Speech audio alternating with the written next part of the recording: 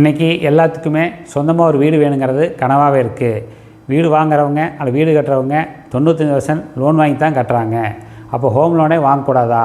நான் போன மாதம் பப்ளிஷ் பண்ண குட் லோன் பேட் லோன் வீடியோவோட ஹோம் லோனை ஒரு குட் லோனாக தான் கட்டியிருக்கோம். அதே சமயம் ஹோம் லோனை கரெக்டாக பிளான் பண்ணலைன்னா வீட்டோட மதிப்போட அதிகமாக இன்ட்ரெஸ்ட்டே கட்ட வேண்டியிருக்குன்னு உங்களுக்கு தெரியுமா? உதாரணத்துக்கு 40-50 லட்ச ரூபா லோனுக்கு 1 கோடி ரூபாய்க்கு மேலே டியூவே கட்ட வேண்டியிருக்கும். இந்த வீடியோவில் எப்படி கரெக்டாக பிளான் பண்ணால் 10 லட்சம் 20 வருஷம் இன்ட்ரெஸ்ட்டை ஈஸியாக சேவ் பண்ணலாம் அப்படிங்கிற பற்றியுமே ஹோம் லோனில் அவாய்ட் பண்ண வேண்டிய 10 மிஸ்டேக்ஸ் பற்றி டீட்டெயில்ஸ் பண்ண போகிறோம். இந்த வீடியோவை ஆல்ரெடி ஹோம் லோன் வாங்கியிருக்கிறவங்க அல்லது வாங்க போகிறவங்க எல்லாமே டீட்டெயிலாக கேர்ஃபுல்லாக கடைசி வரைக்கும் பார்த்தீங்கன்னா தெரிஞ்சுக்கலாம். ஹோம் லோன் வீட்டுக்கடன் சேவ் 10 lakhs இன்ட்ரெஸ்ட். வட்டியில் மட்டும் 10 லட்சம் அதுக்கு மேலேயே எப்படி சேவ் பண்ணலாம் அப்படிங்கிறத பார்க்கலாம். அப்போ 10 மிஸ்டேக்ஸ் டு அவாய்ட். ஹோம் லோனில் அவாய்ட் பண்ண வேண்டிய 10 மிஸ்டேக்ஸ்கள் என்ன? அந்த மிஸ்டேக்ஸ் அவாய்ட் பண்ணாவே 10 லட்சம் 20 லட்சம் அது மேலேயே கூட இன்ட்ரெஸ்ட் சேவ் பண்ண முடியும். அதுவோ நிறைய பெனிஃபிட்டும் பார்க்க முடியும். சரி, ஹோம் லோன் வாங்கி வீடு வாங்குறதே தப்பா அப்படின்னு கேட்டால் இல்லை.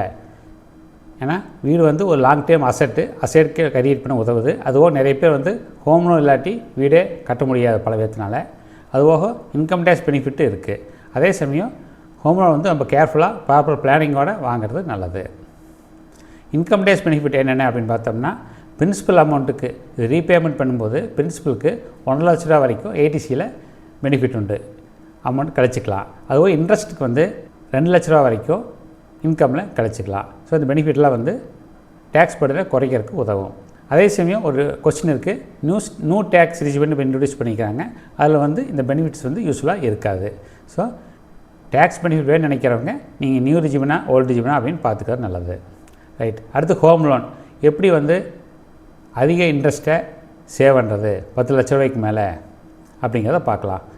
10 லட்சம் 20 லட்ச ரூபா அதிகமாக கூட சேவ் பண்ணலாம் அப்படிங்கிறத ஸ்டெப் பை ஸ்டெப்பாக பார்க்கலாம். ஃபஸ்ட்டு ஹோம் லோன் ரியாலிட்டி பார்த்திங்கன்னா, ஹோம் லோனில் இஎம்ஐ மாதம் இன்ஸ்டால்மெண்ட் பார்த்திங்கன்னா சின்ன அமௌண்ட்டாக தெரியும். ஆனால் பின்னாடி அது பெரிய அமௌண்ட்டாக நம்ம கட்ட வேண்டியது இருக்கும். உதாரணத்துக்கு நம்ம 40 லட்ச ரூபா லோன் வாங்கியிருப்போம், வட்டியுமே 60 லட்ச ரூபா கட்ட வேண்டியது இருக்கும். டோட்டல் பேமெண்ட் கணக்கு பார்த்தோம்னா நமக்கு 1 கோடி ரூபாய்க்கு மேலேயே கூட கட்டியிருப்போம். அதனால் ப்ராப்பர் பிளானிங் ரொம்ப முக்கியம். சரி, ஃபஸ்ட்டு இன்ட்ரெஸ்ட் ரேட்டு. எப்படி இன்ட்ரெஸ்ட் ரேட்டு ஒரு 8% 8.5% பெரிய விஷயம் இல்லை, நம்ம பக்கத்தில் இருக்கிற பேங்கில் 8% பரவாயில்ல வாங்கிக்கலாம் அப்படின்னு நினைப்பாங்க. ஆனால் லாங் டேர்மில் 8% இன்ட்ரெஸ்ட்னால் நமக்கு 43 லட்ச ரூபா வட்டி மட்டுமே கட்டியிருப்போம். இதே 8% இன்ட்ரெஸ்ட்னால் நமக்கு 40 லட்ச ரூபா வட்டி கட்டியிருப்போம். டோட்டலில் பார்த்திங்கன்னா 3 லட்ச ரூபா வட்டியில் மட்டும் சேவ் ஆகும். சரி, இஎம்ஐ உதாரணத்தே ஒரு 40 லட்ச ரூபான்னு வச்சுக்குவோம். நம்ம இஎம்ஐ 32,000 இஎம்ஐ சொல்லியிருக்காங்க. நம்ம ஒரு 5,000 ரூபா சேர்த்து கட்டலாமே மாதம் அப்படின்னு சொல்லி 37,000 ரூபா கட்டினோம்னா நமக்கு 10 லட்ச ரூபா வட்டி மட்டுமே குறையும். ஜஸ்ட் இஎம்ஐயை 5,000 ரூபா அதிகம் பண்ணுறதுனால நமக்கு 10 லட்ச ரூபா வட்டி குறையுது. இது இன்னொரு உதாரணம் பார்க்கலாம். லோன் அமௌண்ட் 50 லட்சம்னு வச்சுக்கலாம். இன்ட்ரெஸ்ட் ரேட் 8.5%, 20 வருஷம் லோனு. நார்மல் இஎம்ஐ 43,000 இஎம்ஐ கட்ட சொல்கிறாங்க, 20 வருஷம் பீரியடு. டோட்டல் இன்ட்ரெஸ்ட் பார்த்திங்கன்னா 54 லட்சம் இன்ட்ரெஸ்ட் மட்டுமே கட்ட வேண்டியது இருக்கும்.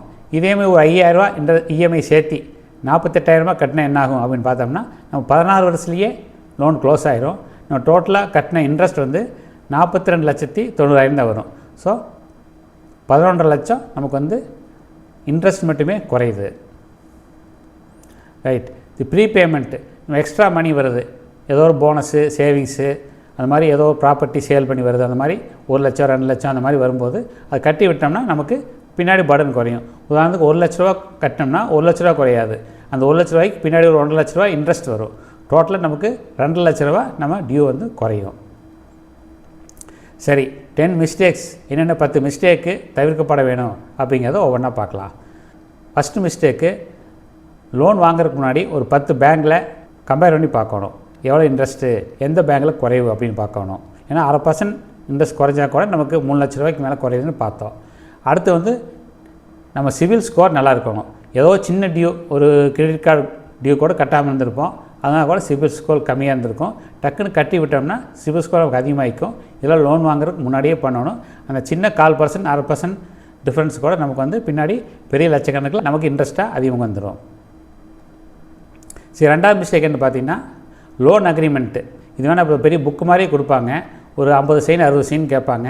நம்ம கண்ணை மூடிட்டு சைன் போடுவோம். அது படித்து பார்த்துக்க மாட்டாங்க. சைடில் வாங்குவாங்க, மேலே வாங்குவாங்க, கீழே சைன் வாங்க, எல்லாமே வாங்கிடுவாங்க. சைன் போட்டால் பொறுத்தாகணும். அதே சமயம் என்னென்னு டவுட்டாக கேட்டு முக்கியமான பாயிண்ட்டாவது பார்த்துக்க நல்லது. மெயினாக இன்ட்ரெஸ்ட் ரீசெட் கண்டிஷன், அதாவது ரிசர்வ் பேங்க் வந்து இன்ட்ரெஸ்ட் குறைக்கும் போது நீங்கள் எவ்வளோ குறைப்பீங்க, அதுக்கு ஏதாவது சார்ஜ் வருமா, அதுவும் ப்ரீபேமெண்ட் ரூல்ஸு, இது மாதிரி 1 லட்சம் 2 லட்சம் கட்டி விடும்போது கட்டலாம் தானே, அது போக பின்னாடி வந்து டோட்டலாக க்ளோஸ் பண்ணுறோம், அப்படி க்ளோஸ் பண்ணும்போது ஏதாவது பெனால்ட்டி வருமா, அது மாதிரி எல்லாமே கேட்டு தெரிஞ்சுட்டு லோன் அக்ரிமெண்ட் பார்த்துக்கிறது நல்லது. ஆக்சுவலாக லோன் அக்ரிமெண்ட் நமக்கு ஒரு காப்பி கொடுக்க கேட்டு வாங்கிங்க. சரி, அடுத்து ப்ராசஸிங் ஃபீஸ்.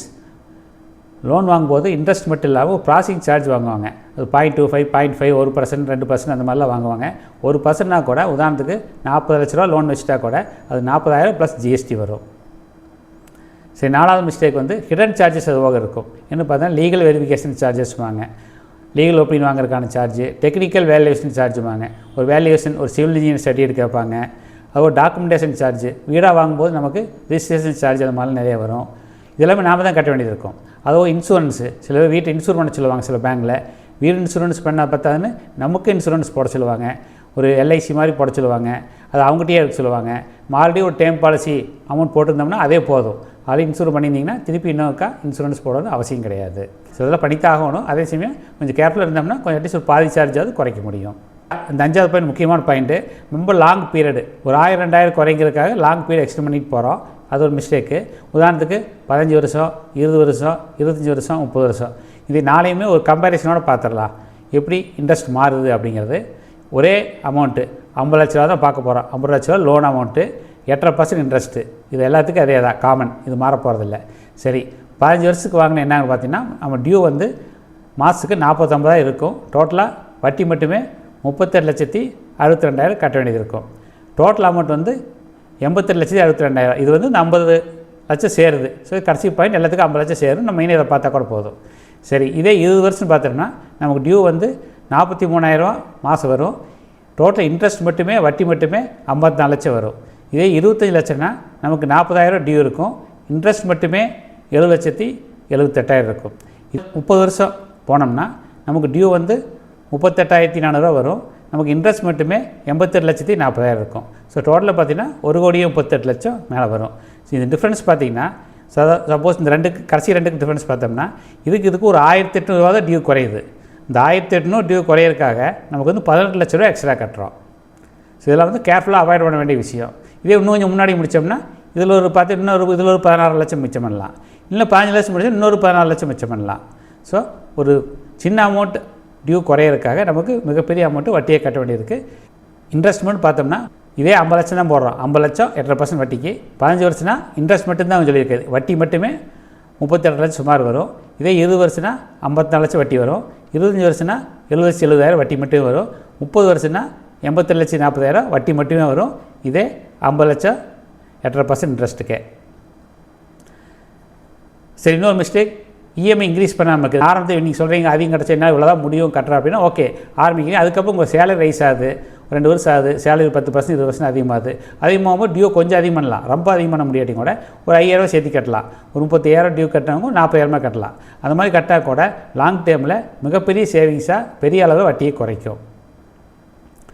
சரி, அதுவோ பார்ட் பேமெண்ட்டு, அது ஒரு அமௌண்ட் வருது, 1 லட்சம் 2 லட்சம் வருது, அது டக்குன்னு கட்டி விட்டோம்னா பெரிய அமௌண்ட் குறையும். உதாரணத்துக்கு 1 லட்ச ரூபா கட்டி விடுறோம். 1 லட்ச ரூபா கட்டிவிடும்போது நம்ம ஃபியூச்சர் டியூவில் 1 லட்ச ரூபா குறையாது, அந்த 1 லட்ச ரூபாய்க்கு 1.5 லட்ச ரூபா வட்டி வரும்.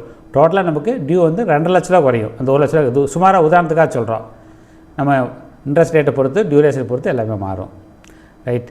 அதே மாதிரி ப்ரீ பேமெண்ட் பெனால்ட்டி, அதாவது லோன் வாங்கும்போதே இந்த மாதிரி 1 லட்சம் 2 லட்சம் கட்டுறோம், அது டோட்டலாகவே கடைசியில் 10 லட்ச ரூபாய்க்கு க்ளோஸ் பண்ணுறோம் அப்படிங்கும்போது பெனால்ட்டி வருமா அப்படிங்கிறத முதல்ல கேட்டுக்கணும். ஸோ கேட்டு லோன் வாங்குறதுக்கு முன்னாடியே கேட்டுக்கிறது நல்லது. சரி, கன்ஸ்ட்ரக்ஷன் சில பேர் 2 வருஷம் கட்டுவோம். கட்டும்போது லோன் சேங்ஷன் வாங்கி 6 மாதம் 1 வருஷத்துலேயே எல்லா லோனும் வாங்கிடுவாங்க. வாங்கினோடனே சரி கட்டலான்னு 2 வருஷம் கழிச்சு வீடு கட்டியெல்லாம் முடிச்சதுக்கப்புறம் போய் பார்க்கும்போது ஆடி சொல்லுவாங்க நீங்கள் 50 லட்ச ரூபா லோன் வாங்கியிருக்கீங்க, அல்லது 40 லட்ச ரூபா லோன் வாங்கியிருக்கீங்க, ஆடி உங்களுக்கு வந்து 4 லட்ச ரூபா இன்ட்ரெஸ்ட் வந்துருச்சு அப்படிம்பாங்க. நமக்கே ஷாக்காக இருக்கும், இன்னும் கட்டவே ஆரம்பிக்கும் அதுக்குள்ள இன்ட்ரெஸ்ட்டாக அப்படின்னு. 4 லட்சம் உடனே கட்டும்பாங்க. இல்லை கட்டுறதுக்கு இல்லையே அப்படி சொன்னோம்னா சரி அப்படின்னா லோன் அமௌண்ட்டில் சேர்த்திக்கலாமாங்க. உதாரணத்தோடு சொல்கிறோம். உதாரணத்துக்கு லோன் அமௌண்ட் 40 லட்சம், 8.5% இன்ட்ரெஸ்ட் போட்டாவே நம்ம கன்ஸ்ட்ரக்ஷன் பீரியட் 2 வருஷம் வச்சிட்டோம்னா நமக்கு வந்து முடியும் போது சுமாராக ஒரு 3 லட்சம் வச்சுட்டா கூட வந்து கட்ட முடியலன்னா லோன் அமௌண்ட்டையே 40 லட்சம் 43 லட்சம் ஆக்கிடுவாங்க.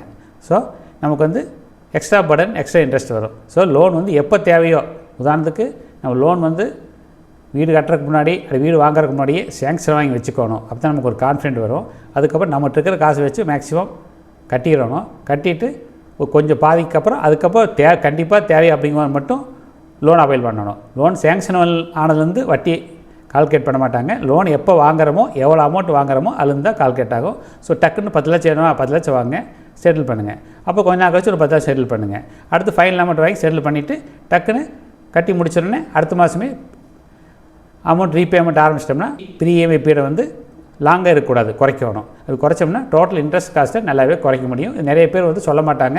இது நிறைய ஹிடன் மிஸ்டேக். இதில் பர்சனல் எக்ஸ்பீரியன்ஸஸ் தான் நல்லா சொல்கிறோம்.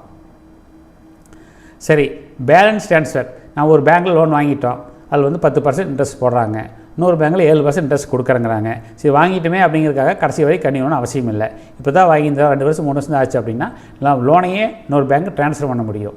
அவங்க வந்து இப்போ வாங்கக்கூடிய பேங்க் வந்து பழைய பேங்க்கு அமௌண்ட்டு அவங்களே செட்டில் பண்ணிக்குவாங்க. நம்ம டாக்குமெண்ட்ஸு மற்ற லீகல் ஒப்பீனியன் மற்ற எல்லாத்தையுமே வந்து அங்கேருந்து இவங்க வாங்கிக்குவாங்க. அதே சமயம் நான் பார்க்க வேண்டிய 2 விஷயம், நான் புதுசாக எந்த பேங்க் போகிறோமோ அந்த பேங்க்கு ஏதாவது ப்ராசஸிங் சார்ஜ் இருக்கான்னு பார்க்கணும். மேக்ஸிமம் ப்ராசஸிங் சார்ஜ் போட மாட்டாங்க. அதே சமயம் பழைய பேங்க் எங்கேருந்து லோனை மாற்றுறோமோ அங்கே ஏதாவது ப்ரீ கோர்ஸ் பெனால்ட்டி இருக்கான்னு பார்க்கணும். அந்த சார்ஜஸ் எல்லாம் ஓகே அப்படின்னோம்னா நான் மாற்றலாம், தப்பில்லை. எப்படின்னா லோனை ஆரம்ப ஸ்டேஜ் அப்படின்னா கண்டிப்பாக மாற்றுறது பெட்டராக தான் இருக்கும். இதே லோன் முடிய போகுது, முக்கால்வாசி கட்டியாச்சு அப்படின்னா நம்ம இருக்கிறது கொஞ்சம் ஓரளவுக்கு கட்டி விட்டு லோனை க்ளோஸ் பண்ணிக்கிறது கொஞ்சம் புத்திசாலித்தனமாக முடிய கூட இருக்கலாம். சமயத்துக்கு தகுந்த மாதிரி முடிவெடுக்க பண்ண விஷயம். சரி, சுருக்கமாக பார்த்தோம்னா 10 மிஸ்டேக் என்னென்னு பார்த்தோம்னா, இன்ட்ரெஸ்ட் ரேட்டு கம்பேர் பண்ணணும், பேங்க்கு நம்ம சிவில் ஸ்கோரும் பார்க்கணும், லோன் அக்ரிமெண்ட்டு கிளியராக படித்து பார்த்து சில டவுட்லாம் கேட்டுக்கணும், ப்ராசஸிங் ஃபீஸ் இருக்கான்னு கேட்டுக்கணும். அதாவது ஹிடன் சார்ஜ் டோட்டலாக அவாய்ட் பண்ண முடியாது, அட்லீஸ்ட் தெரிஞ்சால் வச்சு அதுக்கு தகுந்த பிளான் பண்ணிக்கணும். லாங் டியூரேஷன் பிளைண்டாக 20 வருஷம் 30 வருஷம் அப்படின்னு பிளான் பண்ணக்கூடாது. எப்போ முடியுதோ அப்போல்லாம் EMI இன்க்ரீஸ் பண்ணாமே இருக்கக்கூடாது.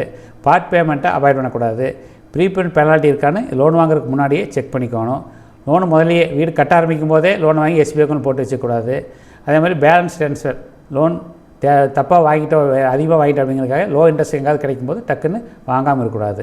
ஸோ இதெல்லாம் வந்து நம்ம முக்கியமான பாயிண்ட்டு. இதுவோ சில பாயிண்ட்ஸ் இருக்குது. இதெல்லாம் அவாய்ட் பண்ணாவே நம்ம வந்து 10 லட்சம் 20 லட்சம் அது அமௌண்ட்டை பொறுத்து அதிகமாக கூட சேவ் பண்ண முடியும்.